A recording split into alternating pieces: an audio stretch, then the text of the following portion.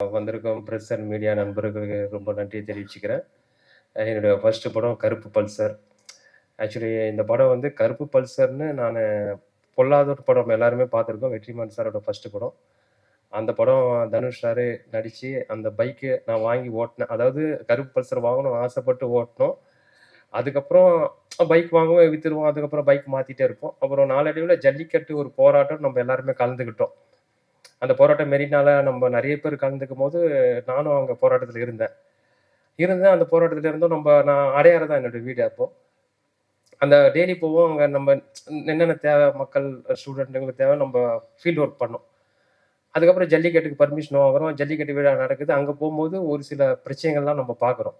நம்ம சிட்டி தான், நம்ம பிறந்தது வளர்ந்தது எல்லாமே சிட்டி தான். பக்கத்தில் மதுராந்தகம், சென்னை அடையாறு, இது ரெண்டுமே இருந்தது. அந்த பக்கம் எல்லாமே ஒரு விஷயம் நடக்கும்போது என்ன இது நம்ம இங்கெல்லாம் ஒற்றுமையாக இருக்கும், அந்த பக்கம் ஏதோ பிரச்சனை போயிட்டு இருக்கு. பட் இங்கே நிறைய டைரக்டருக்கு சொல்கிறாங்க. இங்கே ஓப்பனாக சொல்ல போனால் பெரிய டைரக்டருங்க எல்லாருமே பிரச்சனைகளை சொல்கிறாங்க. ஆனால் பட் அந்த பக்கம் பிரச்சனை நடந்துகிட்டு தான் இருக்குது. சரி, இந்த கதையை நம்ம தொடுவோம், ஜல்லிக்கட்டை வச்சு ஒன்று பிளான் பண்ணுவோம். நம்ம பொல்லாதவனில் கருப்பு பல்ஸ் இருக்குது. இங்கே பைக்கு ஜல்லிக்கட்டுக்கு பைக்கு காரணம் ப்ரைஸ் தராங்க. அந்த கான்ட்ராவர்சி மேட்ரு, அது கான்ட்ராவர்சி இல்லை, பட் அது நம்மளுடைய பாரம்பரியமான ஒரு விளையாட்டு ஜல்லிக்கட்டு. அது ஒரு சில இருக்கு, ஒரு சில பிரச்சனைகள்லாம் அதுல இருக்கு. Okay sir. இல்லை சார், அதான் சார். Okay sir. அதான் சார், அந்த பிரச்சனைகள்லாம் இருக்கு. அது மாதிரி நம்ம எப்படி ஸ்கிரிப்டா எடுக்கணும்னு பார்க்கும்போது ஒரு டவுட் வருது. ஜல்லிக்கட்டு ஏன்னா வாடிவாசல்னு ஒரு பெரிய படம் வெற்றிமாறன் சார் பண்ண போறாரு, சூர்யா சார் நடிக்க போறாங்க. நம்ம ஜல்லிக்கட்டை வச்சு எப்படி பண்ணலான்னும் போது நான் எம் ராஜேஷ் கிட்ட ஒர்க் பண்ணேன். அவர் எங்க டைரக்டர் வந்து அவர்கிட்ட இருந்து நான் ஒரு டிசிப்ளினை கற்றுக்கினேன். அதாவது அவரை மாதிரி ஒரு டிசிப்ளின் பார்க்க முடியாது. நான் இப்போ இன்ஸ்டியூட் படிச்சுட்டு வந்தவொடனே எனக்கு ஒரு கல் ஒரு கண்ணாடி படத்தில் அவர் அசிஸ்டண்ட்டாக வாய்ப்பு கொடுத்தாரு. அந்த நேரத்திலாம் அவரை பார்க்கவே முடியாது, அவ்வளோ பெரிய டைரக்டராக இருந்தார். இன்றைக்கும் அவர் பெரிய டைரக்டர், இன்றைக்கும் லைம்லைட்டில் படம் பண்ணிக்கிட்டு தான் இருக்குது. பல இட்டு படங்கள் கொடுத்துருந்தா இருக்காரு. என்னன்னு தெரியல, நான் போய் நின்னேன். சார் உங்ககிட்ட சேரணும் சார்னு வாடா சார் ஜாயின் பண்ணாலும் ஒரு கல் ஒரு கண்ணால் வாய்ப்பு கொடுத்தாரு. அன்னிலேருந்து இன்னைக்கு வரைக்கும் நான் அவர்கிட்ட தான் ட்ராவல் பண்ணிட்டு இருக்கேன். இந்த கதையை ஸ்கிரிப்டை லைன் அவர்கிட்ட சொன்னேன். டேய் என்னடா இது பெரிய கதையா இருக்குடா, ஜல்லிக்கட்டுன்ற கருப்பல்சர்ன்ற வேற கண்டென்ட்லாம் உள்ள எக்கச்சக்கமா இருக்கு, இதை கண்டிப்பா பண்ண முடியுமாடான்னாரு. நான் ஒன்னே ஒன்று சொன்னேன், சார் நான் உங்க பேட்டர்ன்லேயே ஸ்க்ரீன் பிளே பண்ணிடுறேன்.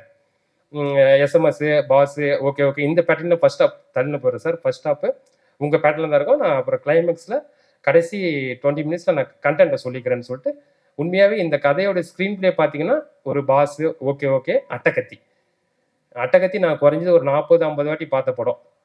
ரஞ்சித் அண்ணோட முதல் படம். அது இல்லாமல் அந்த படத்தை பற்றி சொல்லிடுறேன். ஸோ அந்த படத்தில் அந்த தினகரன்ற கேரக்டர் வந்து கடைசியாக தான் தெரியும், டே இந்த பொண்ணு உன்னை லவ் பண்ணடா, தினகரன்றவன் வேற ஒருத்தவன்டா தீனாடேன்ற மாதிரி ஆகும்போது, அப்போ தினேஷ் அப்படி அழுதுனே வந்து பஸ் ஸ்டாண்டில் உட்காருவார். உட்காந்து அழும்போது ஒரு வயசான ஒரு பெரியவர் வந்து, என்ன தம்பி இப்போ ஏன் தம்பி அழுவுற, பொண்ணு ஒன்றுமா தம்பின்னு கேட்பாரு. என்கிட்ட ஒரு பொண்ணு ஒன்று கட்டிக்கிறியான்னு கேட்பாரு. தினேஷ் சார் அழுதுனே சிரிப்பார். ஸோ அந்த அதான் அது இந்த பொண்ணு எதுக்கு இந்த பல்சர் பைக்லேருந்து இந்த பொண்ணு மேட்ருக்கு வரேன்னா, இந்த பெண்கள் விஷயம் வந்து இன்னும் அந்த பக்கம்லாம் ஒரு ஆணவ படுகொலை, லவ் அது எல்லாமே தடுக்கிறாங்க. இது எல்லாம் தான் என்னை வந்து இந்த கருப்பல்சர் படத்தை என்னை கதை எழுத தூண்டின விஷயம். ஸோ அந்த பல்சரு இந்த மாதிரி விஷயங்கள், இந்த ஜல்லிக்கட்டு இதை வச்சு நான் இந்த ஸ்க்ரீன் பிளேவை பண்ணேன். ஏன்னு கேட்டால் நம்மளுக்கு இருக்கிற கம்மி பட்ஜெட்டில் ஒரு பெரிய கண்டென்ட்டை சொல்லணும். அதுக்கு எனக்கு ரொம்ப யூஸ்ஃபுல்லான படங்கள் பாஸ், ஒரு கிலோ ஒரு கண்ணாடி, அட்டக்கத்தி, இது மாதிரி களவாணி படங்கள் தான் எனக்கு தோன்றுச்சு. அதுக்கப்புறம் வெற்றிமாறன் சொல்கிற பொல்லாதன் படத்தை வச்சு இந்த இவ்வளோ பெரிய படத்தை நான் முடிச்சிருக்கேன். அது மட்டும் இல்லாமல் இதில் பெரிய விஷயம் என்னன்னா, நான் அந்த படத்தில் டைரக்டர் மட்டும் இல்லை, தயாரிப்பாளரும் கூட நான் தான். அது பெரிய சவாலான விஷயமா இருந்தது. அது கண்டிப்பாக வந்து அது எப்படி சொல்றதுன்னா, எங்கள் ஃபேமிலியே இன்னைக்கு ரொம்ப பிரச்சனைலாம் மாட்டிட்டாங்க. தயாரிப்பாளர் நான் வேற வழி இல்லை, நம்ம வந்துட்டோம் ஃபீல்டுக்குள்ள 15 வருஷமா ட்ராவல் பண்ணிட்டோம். ஒரு படமாச்சு பண்ணிட்டு தான் நம்ம வீட்டுக்கு போகணும்.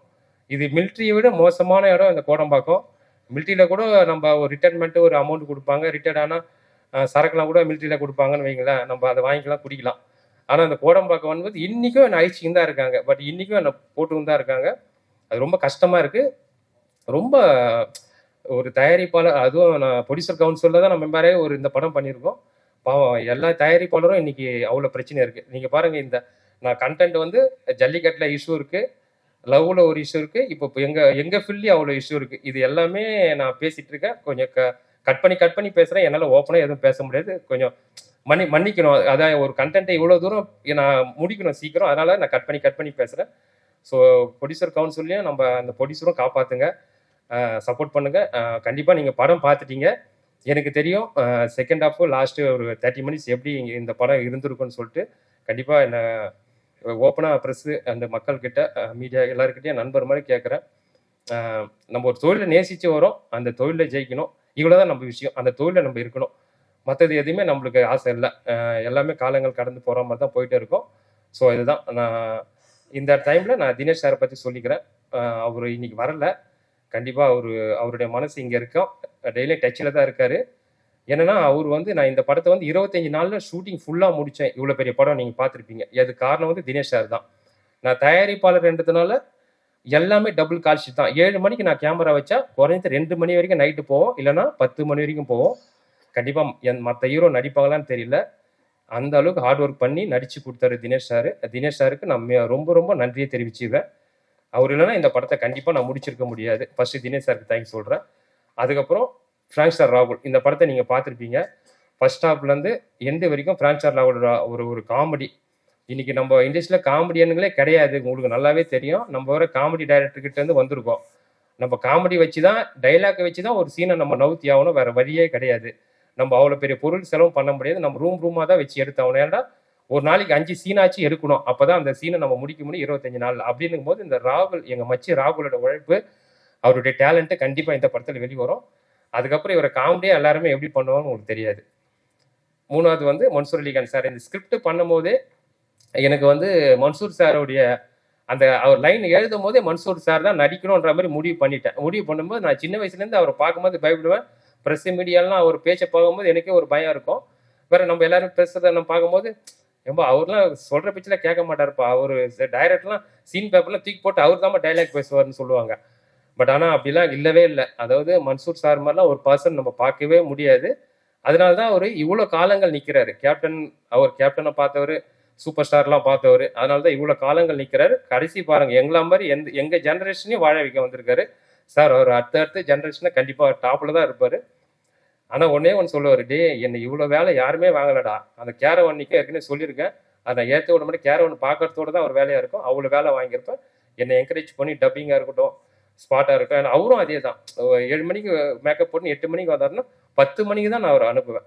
ஸோ இது எல்லாமே இந்த ஹார்ட் ஒர்க் எல்லாமே நான் ப்ரொடியூசராக இருந்தனால தான் வந்தது. ஸோ அது ஒரு ப்ரொடியூசரோட வழி தான் அது. மற்றபடி டைரக்ஷன் நான் எங்கள் டைரக்டர் எம் ராஜேஷ் கிட்டேருந்து கற்றுக்கின விஷயத்தை நான் அப்ளை பண்ணியிருக்கேன். எனக்கு சப்போர்ட் பண்ணுங்கள். ரொம்ப நன்றி. நான் அதாவது டாபிக் எங்கெங்கேயோ போது நினச்சிக்காதீங்க. இது எல்லாமே வழி. நான் எதுவுமே நான் யோசிச்சுலாம் வந்து பேசலை. நான் பேச இன்னும் நிறைய இருக்குது. கண்டிப்பாக ஒரு சக்ஸஸ் மீட் பண்ணுவோம். ரொம்ப நன்றி எல்லாம். Good night. 2 வரி பேசிக்கிறேன். அதான் எவ்வளோ ஒரு வழி இருந்தால் அதான் ஒரு இயக்குனர் பாருங்கள், முரளி கிரீஷ். இதை பணம் போட்டு எடுத்திருக்கேன், எப்படி இதை வெளிக்கொண்டு வந்து எடுத்து முடிக்கணும், முடிச்சுட்ட ஒரு படத்தை முடிச்சுட்டு வீட்டுக்கு போவேன்னு சொன்னீங்க. அதை நான் ஏற்றுக்க மாட்டேன். அப்படி சொல்லாதீங்க. இன்னைக்கு நிலைமை அப்படி இருக்குது. அதாவது சினிமாவை காப்பாற்ற தயாரிப்பாளர் சங்கம், நடிகர் சங்கம், இப்படி பல சங்கங்கள் பெயரளவுக்கு தான் இருக்கே தவிர சினிமாவை காப்பாற்றுறதுக்கு எதுவுமே இல்லை. இப்போ சென்சார் பாருங்கள்.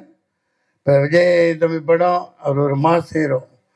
மாஸ் இது டயத்துக்கு வர முடியல. பொங்கலுக்கு வராமல் என்ன பக்ரீத்துக்கு விட முடியும்?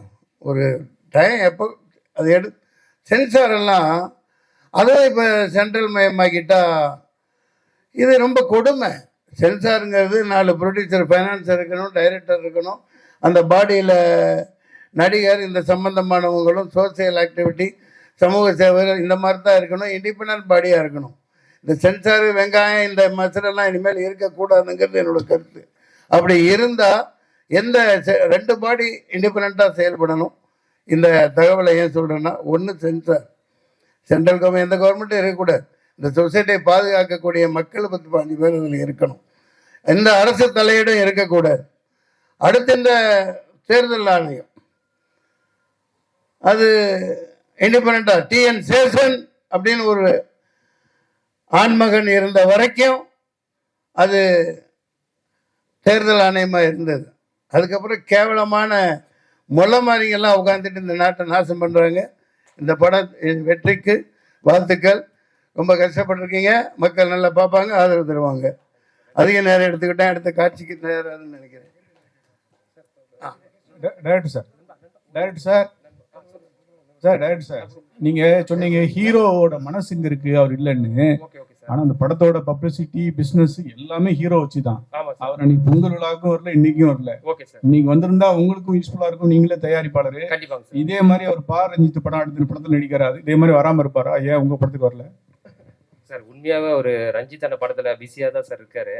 நான் அவரு அதாவது நான் அந்த இது சொல்ல முடியாது, அது பெரிய படங்கள் சார், நான் அதை சொல்ல முடியாது. வேட்டுவம் படத்துக்கு அவர் ஆடியோ லான்ச்சுக்கு வராரு, பிரஸ் மீட்டுக்கு வராருன்னு சொல்ல முடியாது.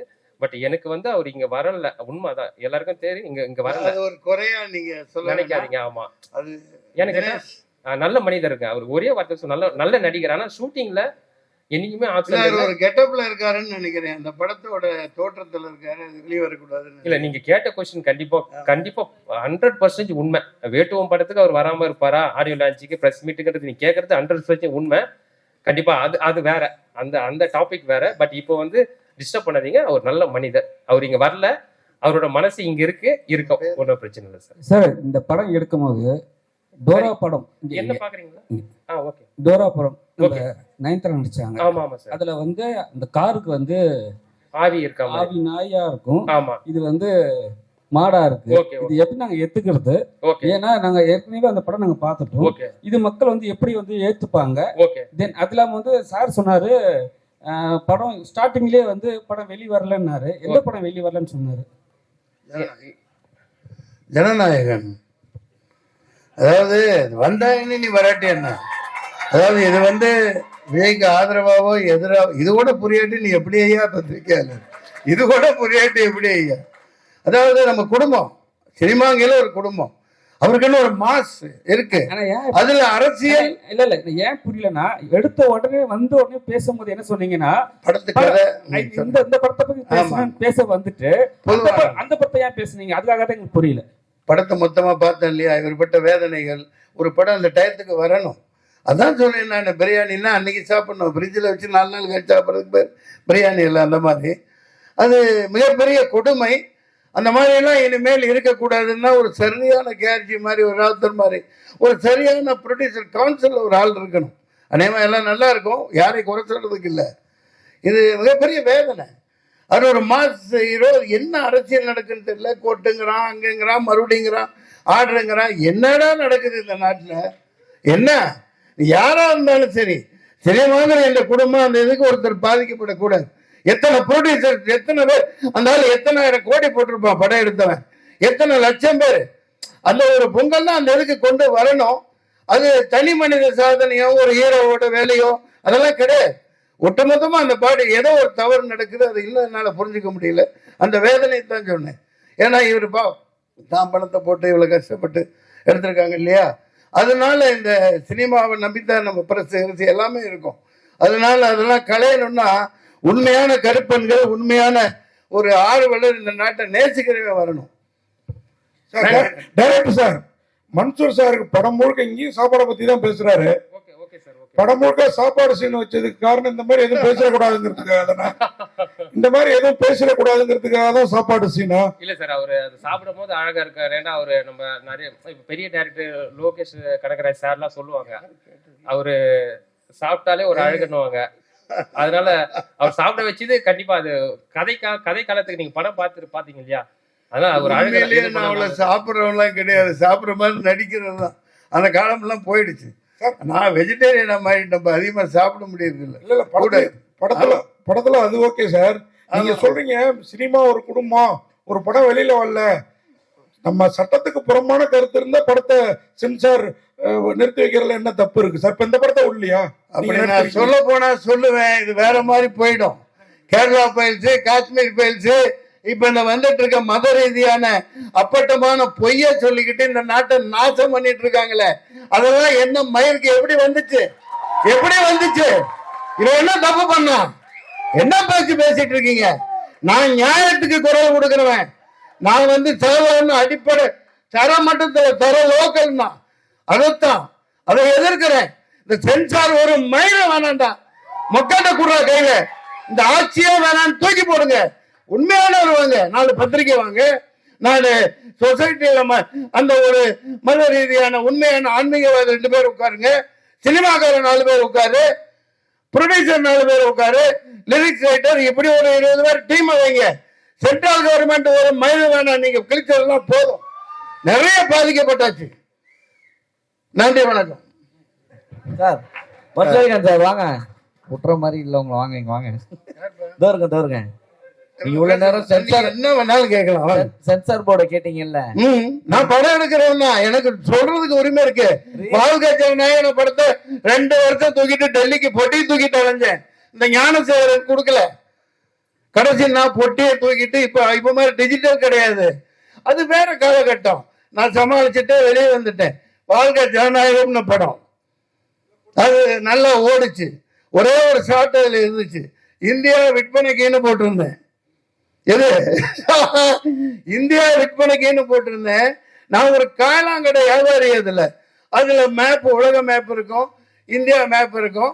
விற்பனைக்குன்னு போட்டு மேப் போட்டிருந்தேன். அதை தூக்கினாருன்னா தூக்க முடியாதுன்னு தக்காளி இப்ப நாட்டை நாசம் பண்ணி இந்தியாவை உண்மையிலேயே வித்துட்டு இருக்காயா. மூஞ்சியை கொண்டு போய் எங்கேயா வச்சுக்கிறது, எல்லாத்தையும் வித்துட்டாங்க. சரி சார், நம்மெல்லாம் சும்மா. சரி சார், படம் வந்துருச்சு. முன்னாடி பாருங்க 600 கிலோமீட்டர்ல என்ன கங்கா, பெரிய எவ்வளவு பெரிய கிலோமீட்டர், எவ்வளவு பெரிய ரோடு. என்னாச்சு? தூக்கி அதான் நீங்க அப்படியே கொடுத்துட்ட. 70% இந்த உனக்கு, இந்த அம்பானிக்கு. என்னடா நாடாடா இது? வித்து திங்கிறாங்க எல்லாம். கேளுங்க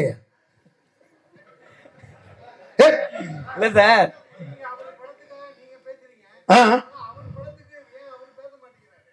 இங்க ஒண்ணு புரிஞ்சுக்குங்க. காரணங்கள் இருக்குங்க, காரணங்கள் இருக்கும். அது அவர்கிட்ட தானே கேட்கணும். நான் ஒரு சினிமாக்காரனா, என் குடும்பத்தினா எப்ப தேவையோ அப்ப குரல் கொடுக்க வேண்டியது ஒரு ஆதங்கம். நான் எப்போ ரிலீஸ் ஆனா குடும்பத்தோட போய் பார்ப்பேன், இதே தேட்டர்ல பார்ப்பேன். அதை பதிவு பண்ணிருக்கேன், எல்லாத்துக்கும் தெரியும். இப்ப ஏங்க நீங்க தனிப்பட்ட தாக்குதல் நடத்த வேணாம். அவர் தயாரிப்பாளர் எவ்வளவு பாதிக்கப்பட்டிருக்காங்க, லட்சக்கணக்கான ரசிகர்கள், கோடிக்கணக்கான பேரு.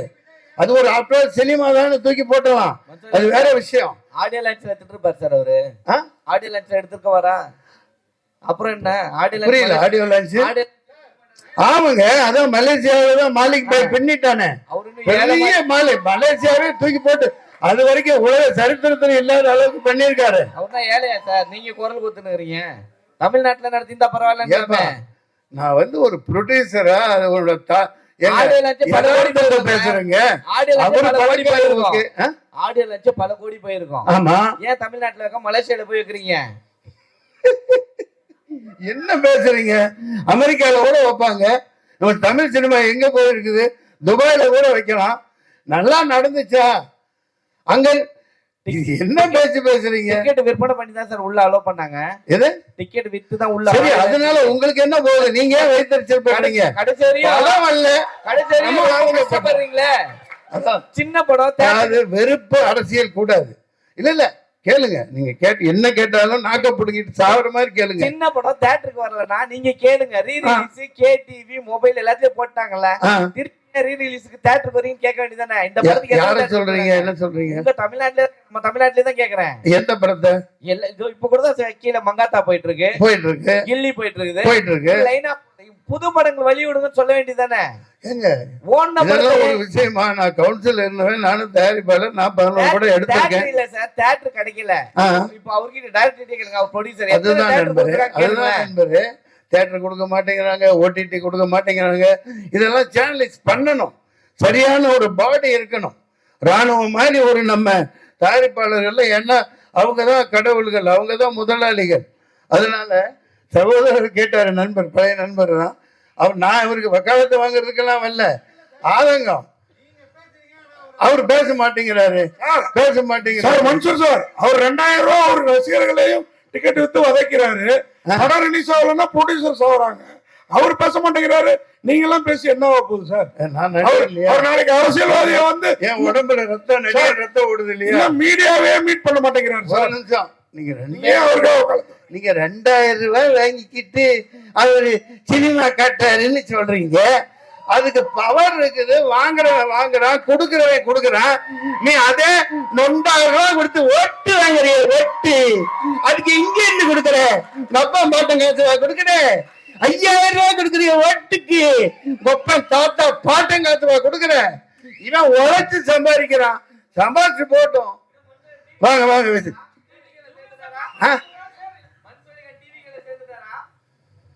சில்லித்தனமா கேட்க கூடாது. என்னை பத்தி என் கேரக்டரையே புரிஞ்சுக்க மாட்டேங்கிறீங்க. நான் நியாயத்து பக்கம் எப்பவும் நிற்பேன். நான் எந்த இது அதெல்லாம் எனக்கு அப்பாற்பட்டது. அவங்க கொஞ்சம் அரசியலில் அவருக்கு அனுபவம் இல்லாமல் இருக்கலாம், அது வேற விஷயம். இது கருப்பு பல்சர் தயாரிப்பாளர் பணத்தை போட்டுட்டு அடி வைத்து நெருப்பை கட்டிக்கிட்டு இருக்காரு. ஆமா ஏப்பா, எனக்கு போட்ட மாதிரியே பிரியாணி எல்லாத்துக்கும் இவங்களுக்கு போடணும்ப்பா.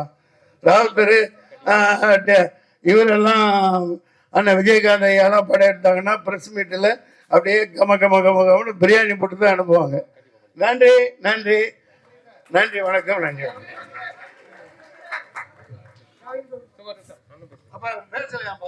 எல்லாருக்கும் வணக்கம். படத்தை பத்தி டைரக்டர் பேசிட்டாரு, அண்ணன் ராகுல் நண்பர் இயக்குனர் எல்லாருமே பேசிட்டாங்க. உங்க எல்லாருக்கும் ஒரு வேண்டுகோள் வைக்கணும் தான் இங்க வந்திருக்கேன் பத்திரிகையாளருக்கு. என்னோட பேர் நவீந்தர், நான் சின்னத்திரை நடிகர் சங்கத்தோட செயலாளர். முரளியும் நானும் 2007-8 இருந்து நண்பர்கள், திரைப்பட கல்லூரி மாணவர்கள். உங்க எல்லாருக்கும் ஒரே ஒரு வேண்டுகோள், முரளி ரொம்ப கோடீஸ்வரன் பணக்காரன் அந்த மாதிரி எதுவுமே கிடையாது. உங்களை மாதிரி என்ன மாதிரி சராசரியான ஒரு நபர்.